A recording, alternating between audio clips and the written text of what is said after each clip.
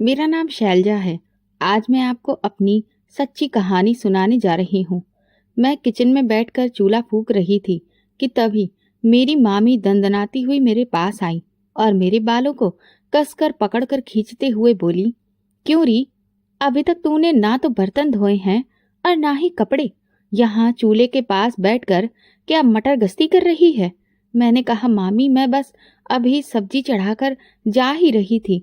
वो कहने लगी, अच्छा, अब तू मुझसे जवान लड़ाएगी? अरे तू क्यों भूल जाती है कि तेरे माँ बाप के मर जाने के बाद तेरा बोझ मैं ही तो अपनी छाती पर लिए घूम रही हूँ। लेकिन तू तो इतनी नाशुक्री है कि जरा सा भी हमारा एहसान नहीं मानती, उल्टा काम करने में मक्कारी दिखाती है। कम बखत कहीं की मनूस, तेरी वजह से ही तेरे माँ बाप मर गए। अरे तेरे मामा की अकल पर पत्थर पड़ गए थे जो तुझे यहाँ पर लेकर आ गए, वरना मैं तो तेरे जैसी मनहूस लड़की को कभी भी घर में रहने ना देती। जब से तू आई है हमारे घर में कोई न कोई मुसीबत आती ही रहती है, इसीलिए मैंने तेरी शादी तय कर दी है। अब जा और अपने पति के घर जाकर मनहूसियत फैला। इससे पहले कि मैं कुछ कहती तभी मामा दौड़ते हुए आए और उन्होंने मामी के हाथ से मेरे बाल छुड़ाते हुए कहा, कुछ तो रहम करो इस अनाथ बच्ची पर। भगवान भी सब देख रहा है। इतना जुल्म करोगी तो भगवान को क्या मुंह दिखाओगी? मामी ने तुरंत ही मामा को हल्का सा धक्का देते हुए कहा, अब तुम मुझे सिखाओगे कि मुझे क्या करना है और क्या नहीं?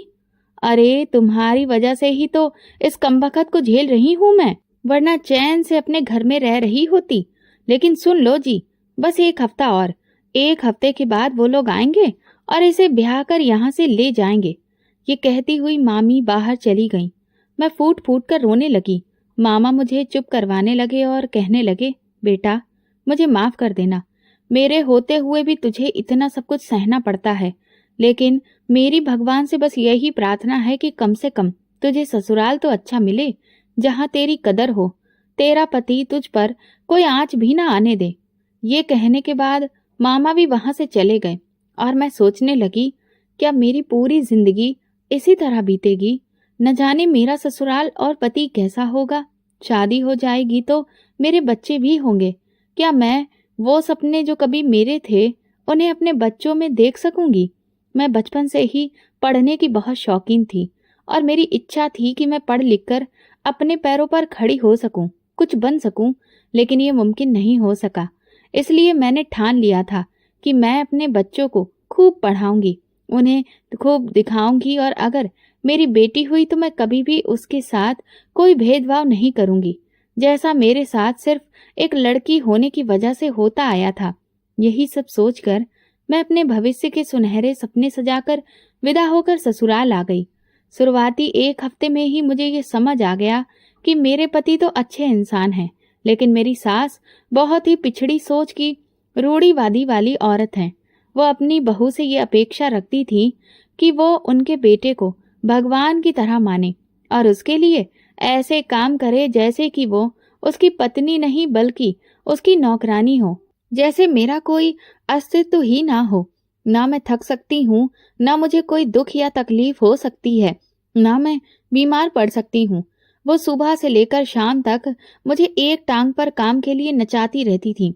मेरे पति ये सब देखते तो थे, लेकिन क्योंकि वो अपनी माँ से बहुत डरते थे, इसलिए कभी खुलकर मेरा साथ नहीं देते थे।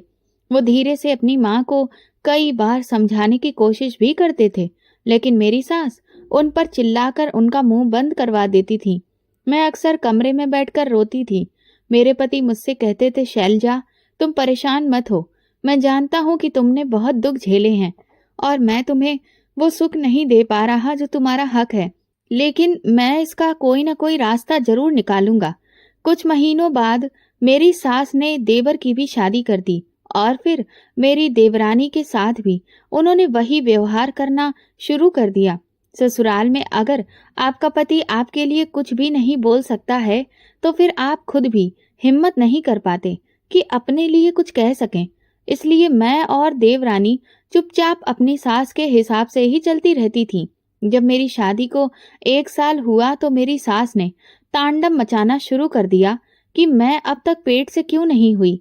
लेकिन फिर भगवान की कृपा से कुछ महीने बाद ही मैं प्रेग्नेंट हो गई। मुझे लगा कि शायद अब तो मेरी सास खुश हो जाएंगी, लेकिन ये मेरी गलतफहमी थी। जब मैं पेट से हो गई तो उनकी एक नई मांग शुरू हो गई कि मुझे हर हाल में बेटा ही पैदा करना है।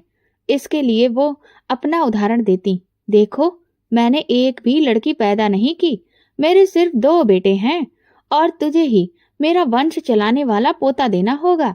ये सुनकर मैं बहुत परेशान रहने लगी, क्योंकि ये सब तो मेरे हाथ में नहीं था। लेकिन मेरी सास को कौन समझाता। फिर जब मेरी बेटी पैदा हुई तो मेरी सास ने उसका मुंह तक नहीं देखा। उन्होंने मुझे और मेरी बेटी को कोसना शुरू कर दिया, जबकि मैं अपनी बेटी को गोद में लेकर दुनिया की सबसे खुशकिस्मत औरत समझ रही थी।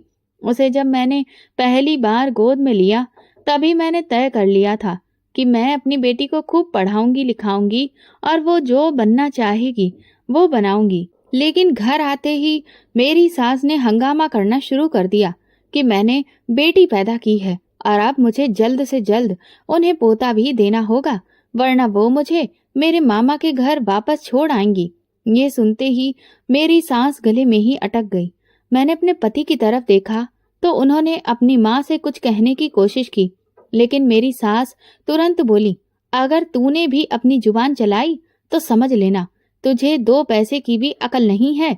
अरे अगर तेरा वंश चलाने वाला इस दुनिया में नहीं आएगा तो लोग तुझ पर थूकेंगे, तेरा मजाक उड़ाएंगे, फिर तू समाज में कैसे रह पाएगा। लोग तुझे गिरी हुई नजर से देखने लगेंगे। तुझे ये नहीं दिखता कि तेरी माँ ये सब कुछ तेरी भलाई के लिए ही कर रही है। ये सब सुनकर मेरे पति चुप हो गए।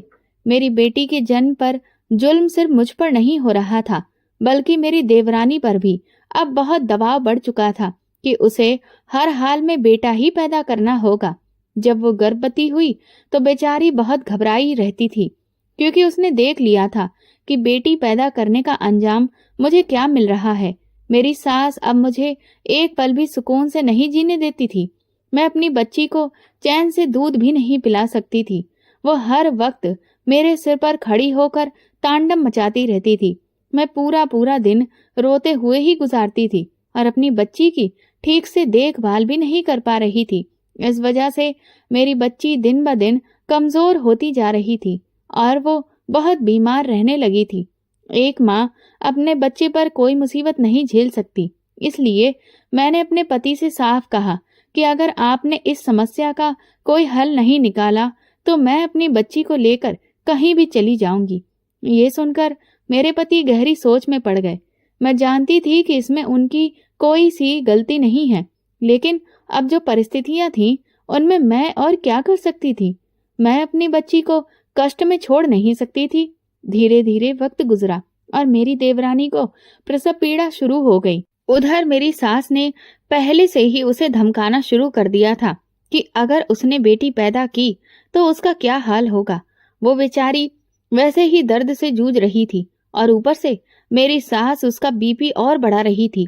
ये देखकर मुझे अपनी सास पर बहुत गुस्सा आया, लेकिन मैं मजबूरी में चुप रही। खैर, देवरानी पर भगवान की कृपा रही और उसने बेटे को जन्म दिया।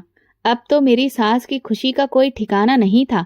मैं भी देवरानी के बेटे के जन्म पर खुश थी, लेकिन अब मेरी सास मेरी बेटी को लेकर दिन रात ताने देने लगी थी। मुझे समझ में नहीं आता था कि मैं इन सब का सामना कैसे करूं।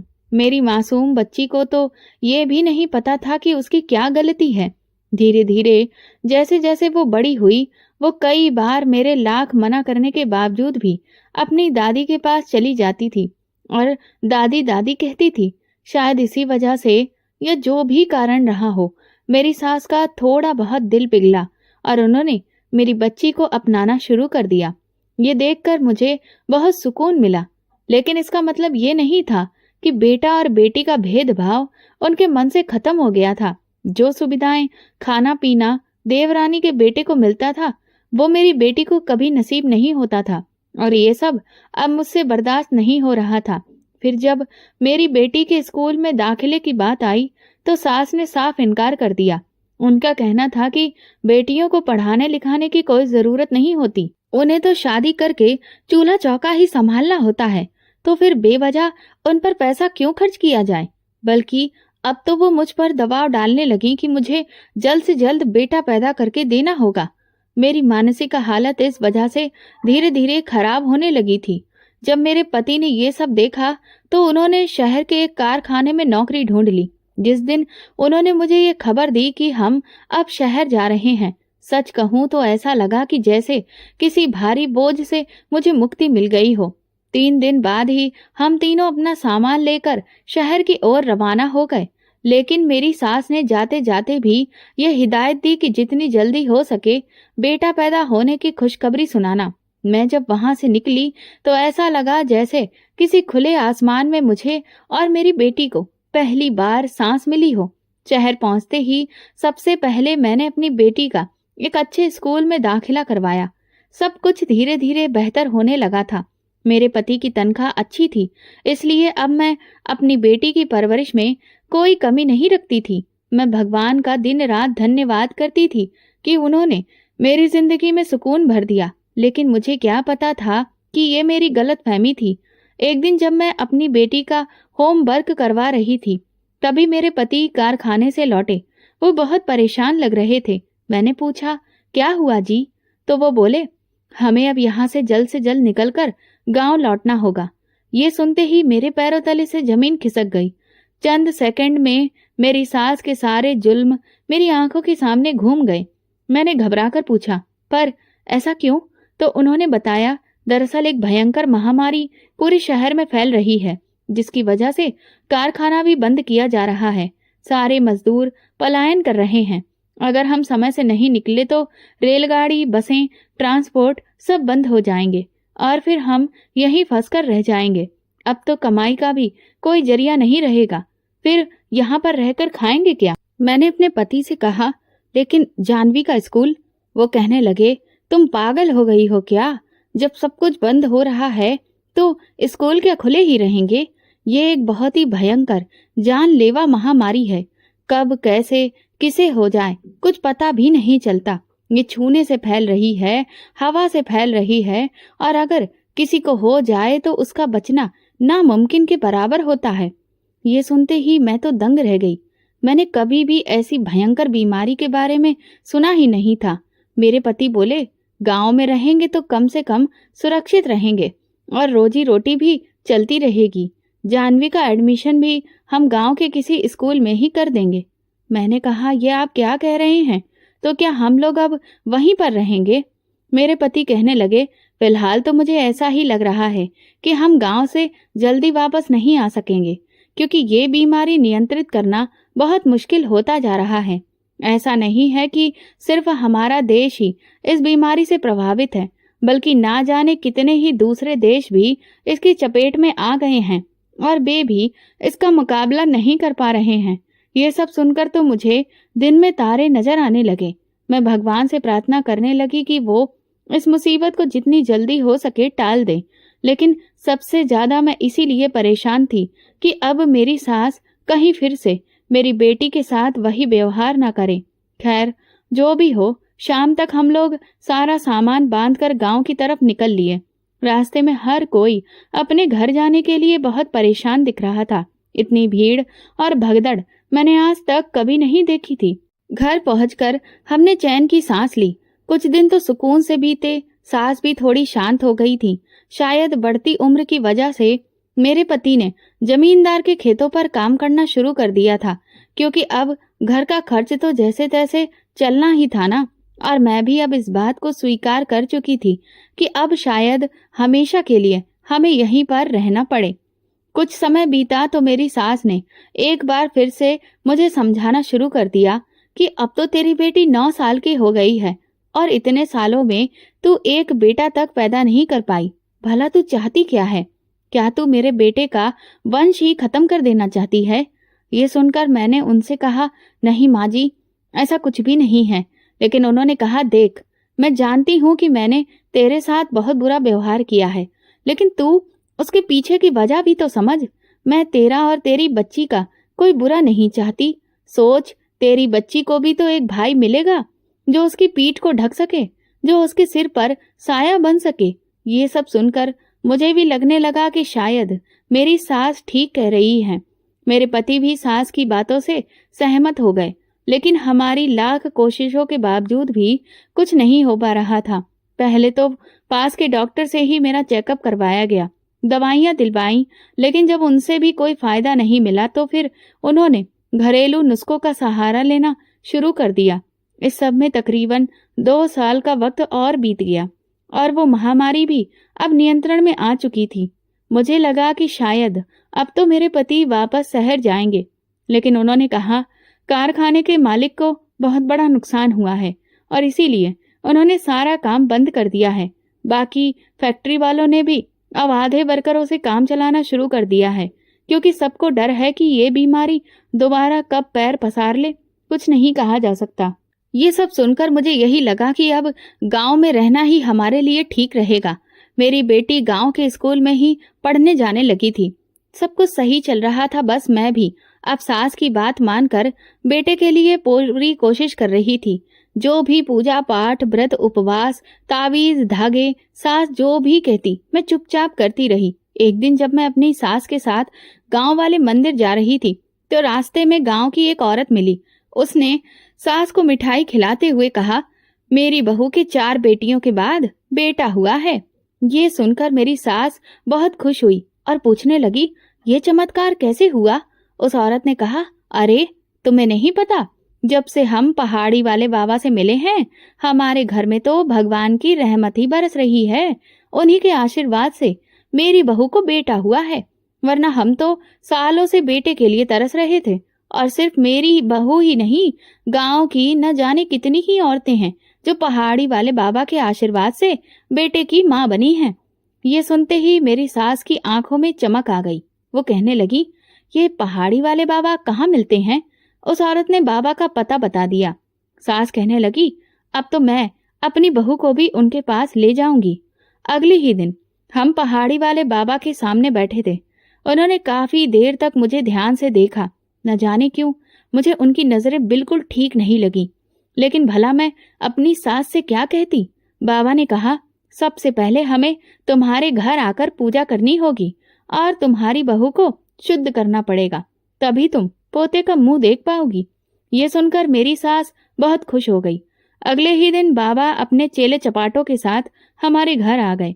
सास ने पूजा की सारी तैयारियां कर ली थी। उस वक्त घर में सिर्फ मैं, मेरी देवरानी और सास ही थी।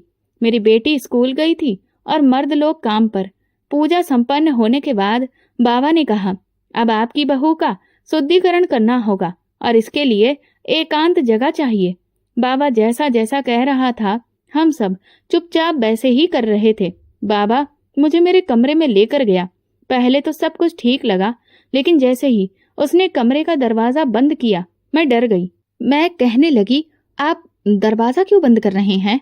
वो बोला, ताकि शुद्धिकरण में कोई रुकावट ना आए। ये कहकर वो धीरे धीरे मेरे करीब आने लगा, इतना करीब जो किसी भी औरत की सीमा से बाहर था। मैंने पहले उसे समझाने की कोशिश की कि मुझसे दूर रहें, लेकिन वो शैतानों की तरह हंसने लगा और बोला, चुपचाप जैसा कह रहा हूँ वैसा करो। तुम्हें बेटा चाहिए है ना? मैंने कहा, हाँ बेटा चाहिए है, लेकिन इसका मतलब ये नहीं कि मैं कुछ भी सहती रहूं। वो बोला, अगर तुमने मेरी बात नहीं मानी तो मैं अभी तुम्हारी सास से शिकायत कर दूंगा। यह सुनकर मैं थोड़ा डर गई और चुप हो गई, लेकिन फिर जो हरकत उसने की उसने मेरी आत्मा तक को झकझोर दिया। मैंने उसे झटका देकर दूर फेंका। वो पूरी तरह से बौखला गया और गुस्से में बोला, तेरी इतनी हिम्मत, तूने मेरा अपमान किया। आज तक किसी औरत ने मुझ पर हाथ नहीं उठाया है। तूने बहुत बड़ी गलती कर दी है। अगर तू चुपचाप मेरी बात मान लेती, मुझे खुश कर देती तो सब कुछ ठीक रहता। अब देख मैं तुझे कैसे सबक सिखाऊंगा। एक दिन तू खुद चलकर मेरे पास आएगी।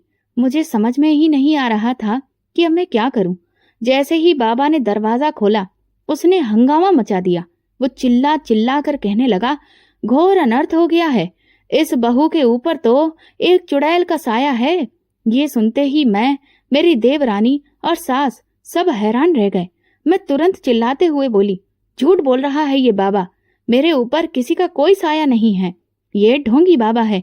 दरवाजा बंद करके ये मेरे साथ गलत करने की कोशिश कर रहा था, और जब मैंने विरोध किया तो ये अब झूठी कहानी बना रहा है। लेकिन बाबा ने तुरंत बीच में मुझे रोकते हुए कहा, ये सब तुम्हारी बहू नहीं, इसके अंदर बैठी हुई चुड़ैल बोल रही है, जो नहीं चाहती कि तुम्हारा भला हो और तुम कभी पोते का मुंह देखो। मैं उस वक्त चीखती रही, चिल्लाती रही, अपने ससुराल वालों को समझाती रही, लेकिन मेरी सास को मुझ पर भरोसा ही नहीं हुआ। वो बाबा की बातों पर आंख बंद करके विश्वास करने लगी। इस बीच मेरे पति भी घर लौट आए। उन्होंने जब इतना शोर शराबा देखा तो हैरान रह गए। मैंने उन्हें अपनी सफाई देने की कोशिश की, लेकिन इससे पहले कि मेरी सास और बाबा ने मेरे खिलाफ ऐसी ऐसी बातें कही कि उन्होंने भी शक करने लगे और मेरा साथ देने की बजाय उन लोगों की बातों में आ गए। ये देखकर मुझे बहुत दुख हुआ। मेरी सास तुरंत ही बाबा जी के पैरों में गिर गई और कहने लगी, अब आप ही हमें इस मुसीबत से छुटकारा दिलाइए और मेरी बहू को इस चुड़ैल से आजाद करवाइए। बाबा कहने लगा, इसके लिए तो तुम्हारी बहू को बहुत कठिन परीक्षा देनी पड़ेगी, क्योंकि ये चुड़ैल बहुत जिद्दी है। ये इतनी आसानी से तुम्हारी बहू को छोड़ने वाली नहीं है।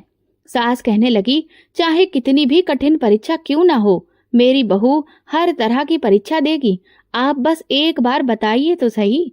बाबा ने कहा, ठीक है, परसों के दिन तुम लोग बड़े पेड़ वाले चौक पर आ जाना। वहां मैं पहले से ही सारी चीजों का इंतजाम करके रखूंगा।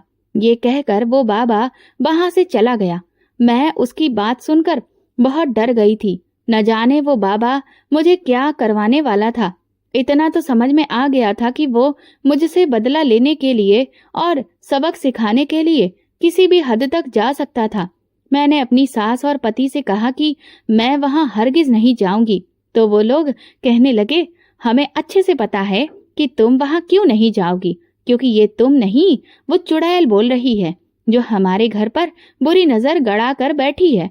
लेकिन तुम जाओगी कैसे नहीं, हम तुम्हें वहां पर जरूर लेकर जाएंगे। 2 दिन मेरे रो रो कर ही गुजरे।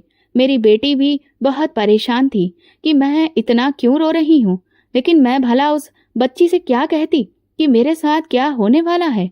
2 दिन के बाद जब जाने का समय आया तो मैं एक बार फिर से अपनी सास को समझाने लगी। मैंने उनके पैर पकड़कर भीख मांगी कि आप मुझ पर रहम करिए, मैं वहां नहीं जाऊंगी। लेकिन मेरी सास ने मेरी एक भी नहीं सुनी। यहाँ तक कि मेरे पति ने मुझे धमकी दी कि अगर मैंने उनकी बात नहीं मानी तो वो मुझे तलाक दे देंगे। ये सुनते ही मेरी सारी हिम्मत जवाब दे गई और मैं चुपचाप उनके साथ चली गई। जब मैं वहां पहुंची तो वहां का नजारा देखकर दंग रह गई, क्योंकि सामने ही जलते हुए अंगारों का रास्ता बनाया हुआ मुझे दिखाई दिया। मैं समझ गई थी कि अब मेरे साथ यहाँ पर क्या होने वाला है। जब मैंने एक नजर बाबा के ऊपर डाली तो उसने तिरछी मुस्कान देते हुए मुझे देखा। उसकी आंखों में साफ नजर आ रहा था कि वो अब मुझे इतनी भयंकर तकलीफ देने वाला है जिसकी कोई इंतहा नहीं। इससे पहले कि मैं कुछ कह पाती, बाबा ने मेरी सास से कहा, तुम्हारी बहू के इलाज के लिए यही सबसे बेहतरीन प्रक्रिया है, इसलिए अपनी बहू को इस जलते हुए कोयले पर चलने के लिए कहो।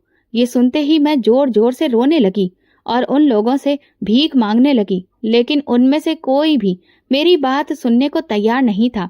मेरे पति को हालांकि मुझ पर थोड़ा तरस आया और वो बाबा से कहने लगा, क्या कोई दूसरा रास्ता नहीं है जिससे मेरी पत्नी का इलाज हो सके, क्योंकि इससे तो उसे बहुत तकलीफ होगी। लेकिन वो बाबा तो मुझसे बदला लेने पर तुला हुआ था, इसीलिए उसने साफ इनकार कर दिया। साथ ही उसने ये भी कहा कि अगर आज ये प्रक्रिया पूरी नहीं हुई तो तुम्हारे पूरे परिवार पर कोई भयानक विपदा आ जाएगी। हो सकता है कि परिवार में से किसी की जान भी चली जाए। ये सुनते ही मेरे पति भी पीछे हट गए और फिर मजबूरन मुझे उस बाबा की बात माननी पड़ी और उन जलते हुए कोयलों पर चलना पड़ा। कोयले पर चलने की वजह से मेरे पांव बहुत बुरी तरह से जल गए थे और मुझे चक्कर आने लगा। मैं आधी खुली आंखों से देख रही थी कि वो बाबा बहुत खुश हो रहा था। इसके बाद मुझे जैसे तैसे उठाकर घर लाया गया। मेरी सांसें बुरी तरह से फूली हुई थीं। बाबा कहने लगा, अब बेटा पैदा हो, इससे जुड़ी हुई प्रक्रिया को पूरा करने के लिए तुम्हें अपनी बहू को मेरे आश्रम में लेकर आना पड़ेगा। जिसके लिए मेरी सास और पति दोनों तैयार हो गए। फिर मेरा शुद्धिकरण एक बार फिर से करने के नाम पर बाबा ने सबको कमरे से बाहर निकाल दिया और मेरे पास आकर बैठ गया। धीरे से मेरे कान में बोला, देख मेरे खिलाफ जाने का नतीजा। ये कहते हुए वो जोर जोर से हंसने लगा और बोला, अब मेरी बात कान खोलकर सुन ले।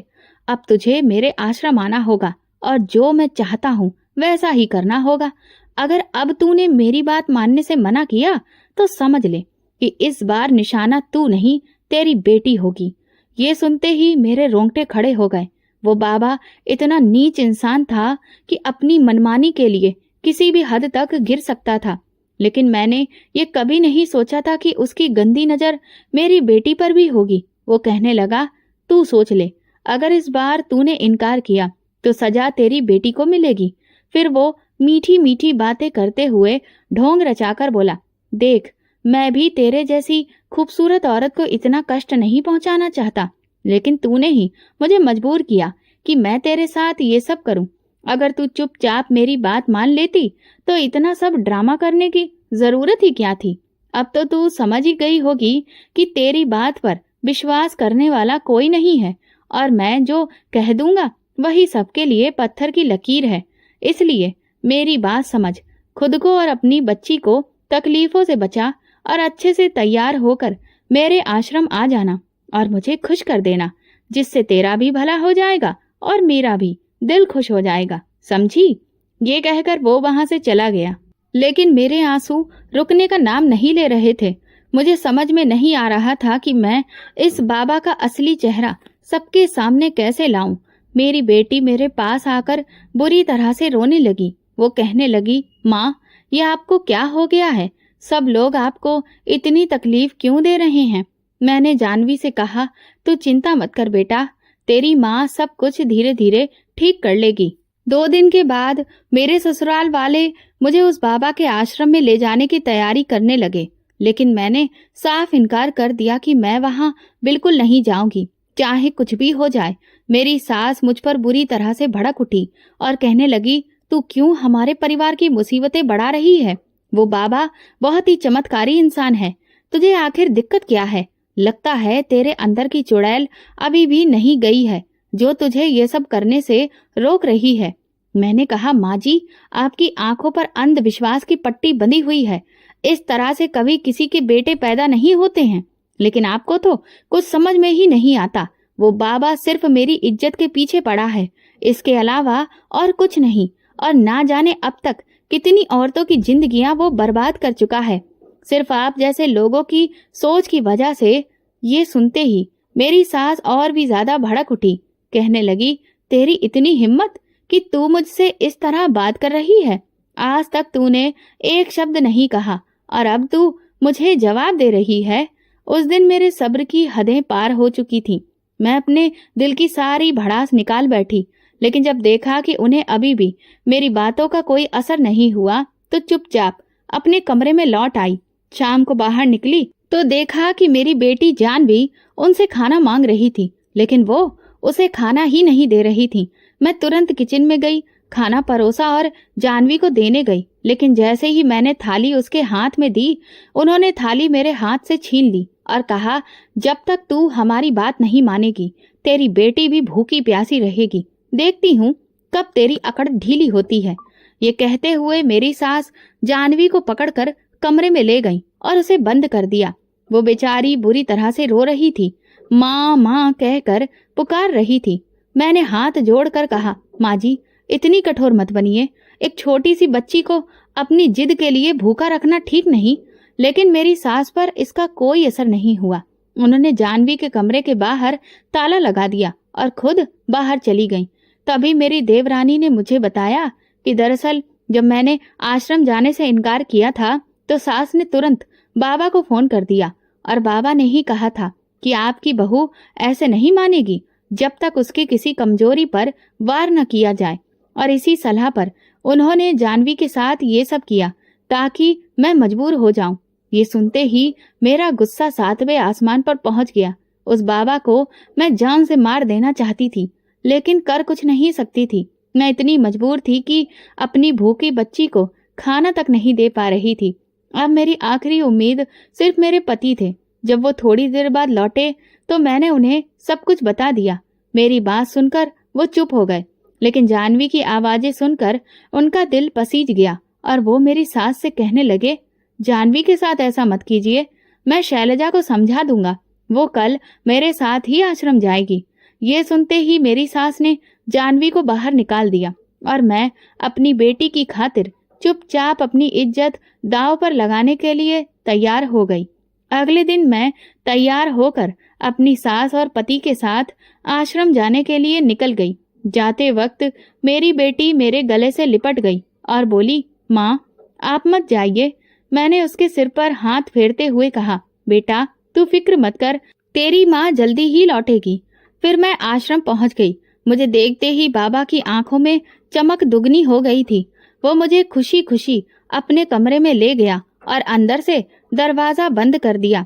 फिर मुझे चारपाई पर बिठाकर बोला, देखा, मैंने कहा था ना कि मैं अपनी हर इच्छा पूरी करके ही रहता हूँ। उसके चेहरे पर जीत का अहंकार साफ दिख रहा था।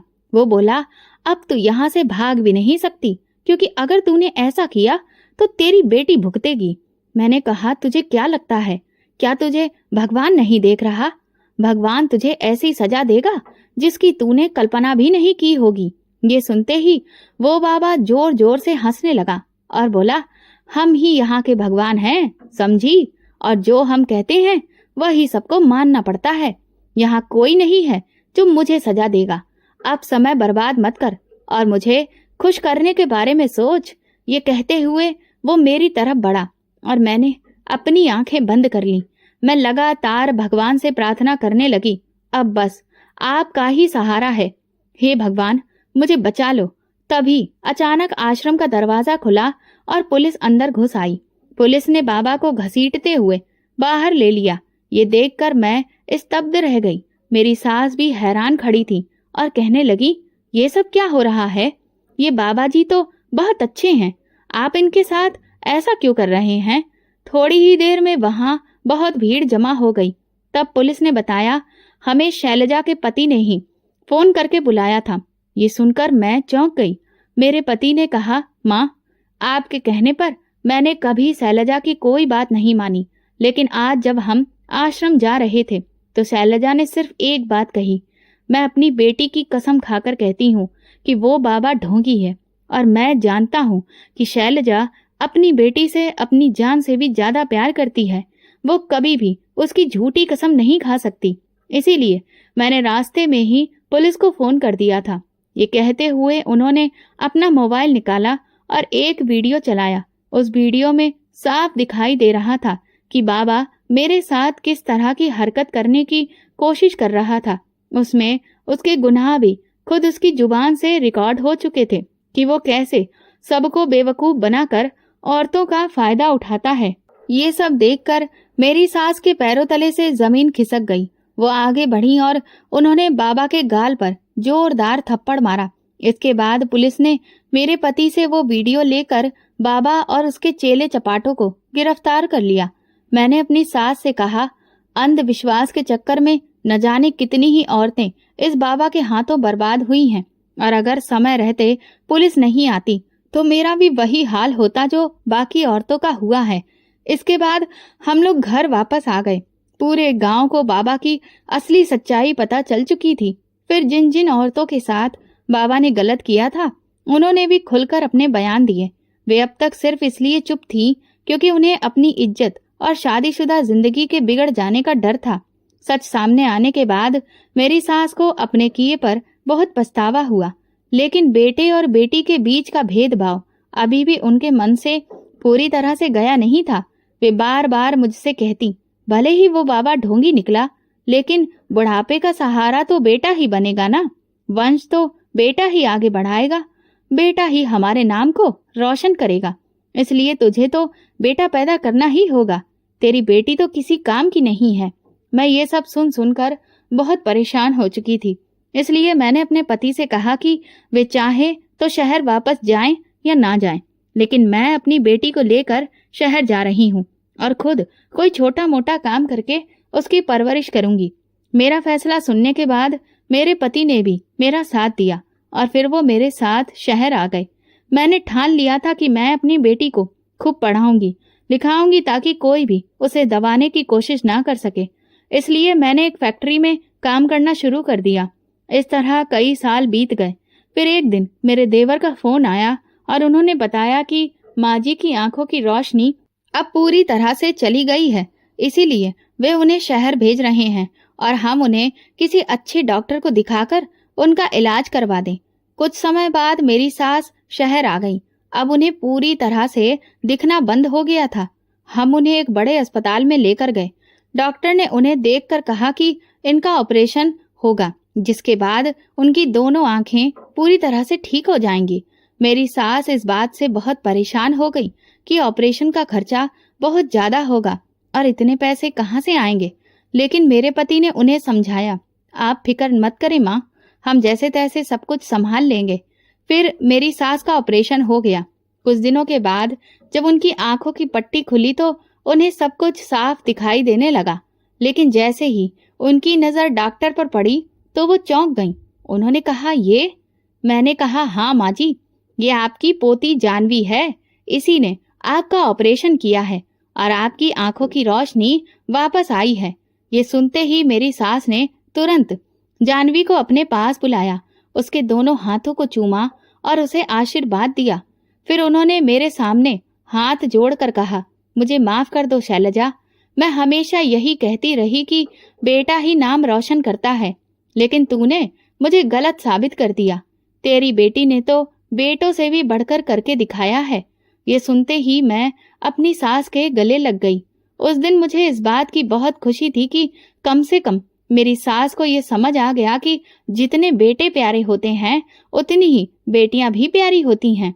कुछ समय के बाद मेरी बेटी जब सरकारी डॉक्टर बन गई तो वो 3 महीने के लिए गांव के सरकारी अस्पताल में कैंप लगाने गई। वहां उसने सभी गांव वालों का मुफ्त में इलाज किया, जिससे गांव वाले जानवी की तारीफ करते नहीं थकते थे। वे बार बार मेरी सास से कहते, आप बहुत भाग्यशाली हैं जो जानवी जैसी पोती मिली है। ऐसी पोती तो सबको मिले। ये सुनकर मेरी सास की छाती गर्व से फूल जाती थी। अब उन्हें बार बार अपने भेदभाव वाले व्यवहार पर पछतावा होता था। आज मेरी बेटी एक बहुत बड़ी डॉक्टर है। हम सब बहुत सारी सुख सुविधाओं का आनंद ले रहे हैं और ये सब केवल हमारी बेटी की मेहनत का नतीजा है। मेरी सास अब जानवी की तारीफ करते नहीं थकती। ये सब देखकर मुझे बहुत खुशी होती है। तो दोस्तों, आपको अगर हमारी कहानी पसंद आई हो तो प्लीज कमेंट करके जरूर बताइएगा और इस तरह की अंधविश्वास भरी सोच और बेटा बेटी के भेदभाव पर अपनी राय जरूर दीजिएगा। वीडियो को लाइक करिए और ज्यादा से ज्यादा शेयर करिए। अगर आप चैनल पर नए हैं तो सब्सक्राइब जरूर करें और नोटिफिकेशन बेल दबाएं ताकि अगली अपडेट सबसे पहले आपको मिले। धन्यवाद।